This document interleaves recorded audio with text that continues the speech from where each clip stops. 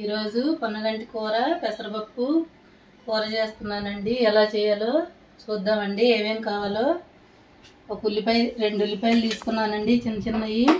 4 ఎల్లుల్లిపాయలు చితగ్గొట్టి పెట్టుకున్నాను. 3 పచ్చిమిరకాయలు తీసుకున్నాను. 4 ఎండుమిరకాయలు తీసుకున్నాను. కొంచెం కొత్తిమీర తీసుకున్నాను. కొంచెం కరివేపాకు. పొన్నగంటి కూర వేడి నీళ్ళల్లో కడిగి ఉప్పేసి కడిగి పెట్టుకున్నానండి. అది మీకు చూపించట్లేదు, జిడ్డు ఉంటుంది కాబట్టి కొంచెం గోరువెచ్చని నీళ్ళు పెట్టుకొని ఉప్పేసి కడిగి పెట్టుకోండి. కలర్ మారిద్ది అనుకుంటారు, వేడి నీళ్ళలో వేసినప్పుడు కలర్ ఏం మారదు. వెంటనే చల్ల నీళ్ళల్లో వేయండి, బాగుంటుందని నేను ఇలానే కడిగి పెట్టుకున్నాను. మీరు కూడా అలా చేసుకోండి. స్టార్ట్ చేద్దామండి. పెసరపప్పు 1 కప్పుకి 2 కప్పులు నీళ్ళు పోసి కుక్కర్లో పెట్టుకున్నానండి. మీరు కూడా అలా చేసుకోండి. మరి గట్టిగా ఉండకోకుండా కొంచెం 2 కప్పులు నీళ్ళు పోసి పెట్టుకున్నాను. స్టార్ట్ చేస్తున్నానండి. ముందు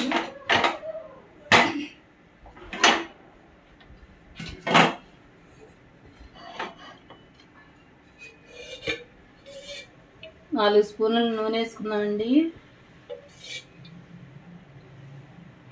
చిన్న స్పూనేనండి ఇది. 4 స్పూన్లు సరిపోదేమో, ఇంకొక స్పూన్ వేస్తున్నాను.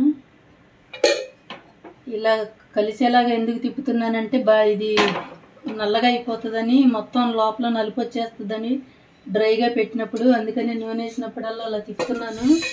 ఎందుకు అలా తిప్పుతున్నారని అనుకుంటారేమో, అందుకనే చెప్తున్నాను. లోపలంతా కలర్ మారిపోతుంది. ఫస్ట్ ఎండుమిరకాయలు వేసుకున్నామండి.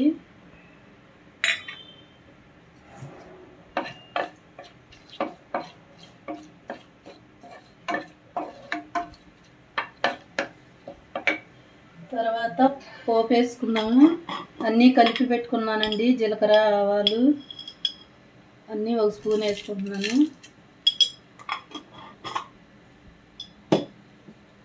జీలకర్ర కొంచెం ఎక్కువ వేసుకున్నాను, వాటిలో కలిపి పెట్టుకున్నాను. అయినా కానీ ఆ కూరలో జీలకర్ర ఉంటే బాగుంటుంది కాబట్టి ఎక్కువ 1 స్పూన్ వేసుకున్నాను.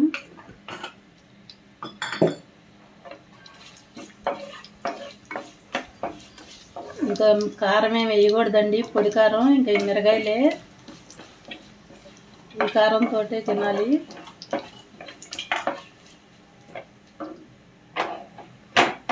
పోపు వేగిందండి. ఇప్పుడు ఉల్లిపాయలు వేస్తున్నాను.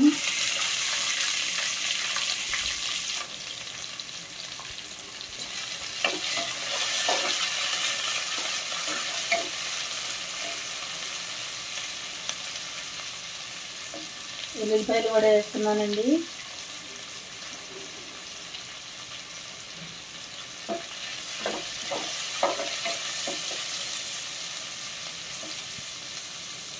పచ్చిమిరకాయలు కూడా వేసుకున్నాను.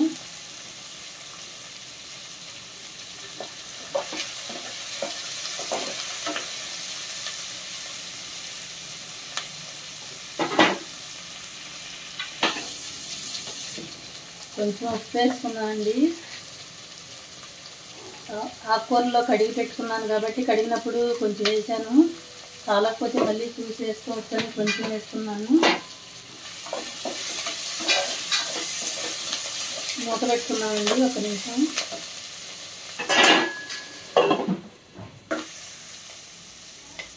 కొంచెం ఇంగు వేసుకున్నామండి.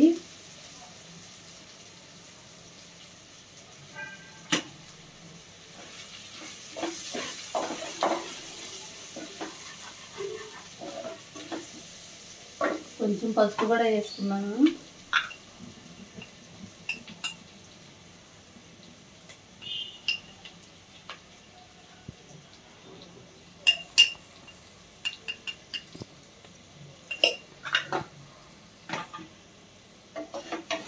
పోపు వేగిందండి. ఇప్పుడు ఆకుకూర పెట్టుకున్నాము, పొన్నగంటి కూర.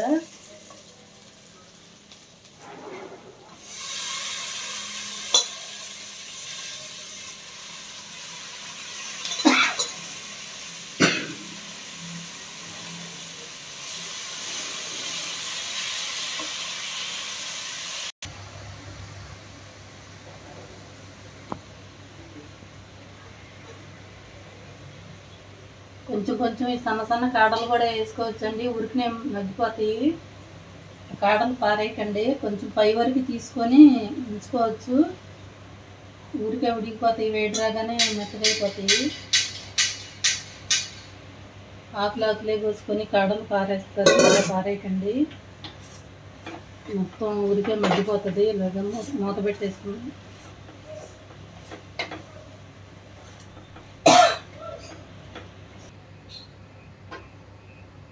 ఒకసారి చూసుకుందామండి, ఉడికిందేమో. ఇంకా ఉడకాలండి, పచ్చివాసన పోయే వరకు ఉడకాలి. ఇంకొక నిమిషం మూత పెట్టుకున్నాము. వారానికి 3 సార్లు ఆకుకూరలు తినేలాగా ప్లాన్ చేసుకొని తినండి. ఎప్పుడు చికెన్లు, బిర్యానీలు, మటన్లు కాకుండా ఆరోగ్యానికి మంచిదని చెప్తున్నారు కాబట్టి అందరూ ఆకుకూరలు తినమని. ఉడికిందేమో చూద్దామండి.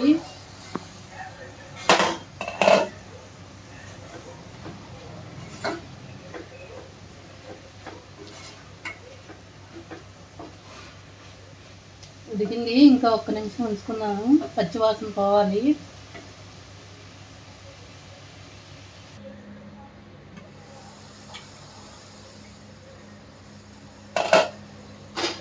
ఇలా ఉడకాలండి, పచ్చివాసన పోయేలాగా.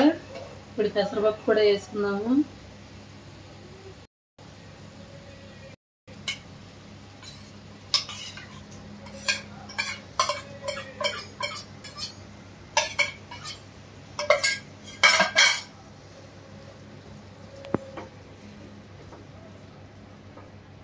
చపాతీలోకి బాగుంటుందండి, పుల్కాల్లోకి, చపాతీలోకి, అన్నంలోకి కూడా బాగుంటుంది. ఇంకా కారం అయితే కారం వేయటం లేదు, ఇదే కారం.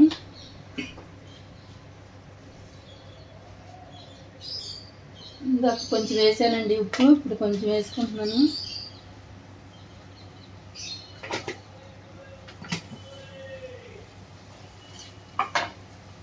కొంచెం పసుపు కూడా వేసుకున్నామండి.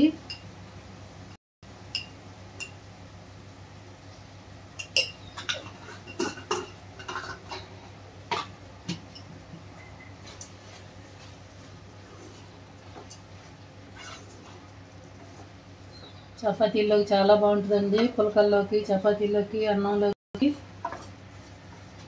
సాయంత్రం టప్పుడు అందరూ ఇప్పుడు భోజనం ఎవరు చేయట్లేదు కదా, అందరూ చపాతీలేగా చేసుకోండి, ఇలాగా బాగుంటుంది.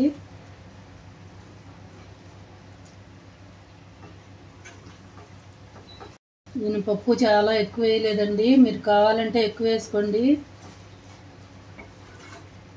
ఎక్కువ ఆకుకూర ఉండాలని తక్కువ వేసాను.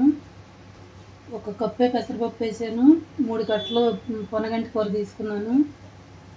కొంచెం సేపు మూత పెట్టుకున్నామండి, మూత తీసి చూసుకున్నామండి, కొంచెం ఉడికింది. కొంచెం నీళ్ళు పోస్తున్నానండి, ఎక్కువ పోయట్లేదు, కొంచెం.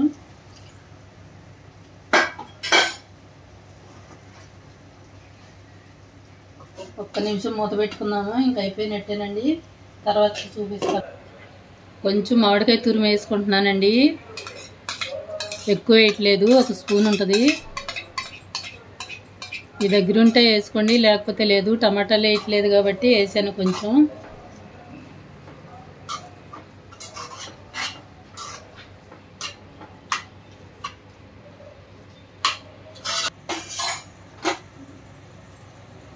అయిపోయిందండి, కొత్తిమీర వేస్తున్నాను.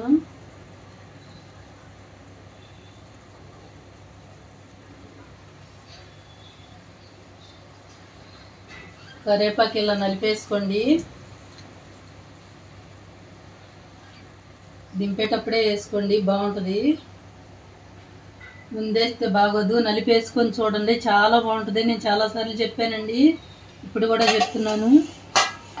ఫస్ట్ వేయకండి, ఫస్ట్ వేస్తే వాసన రాదు.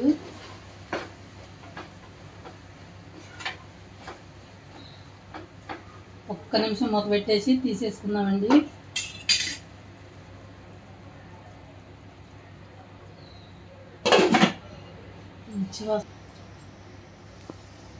అయిపోయిందండి, స్టవ్ ఆఫ్ చేస్తున్నాను.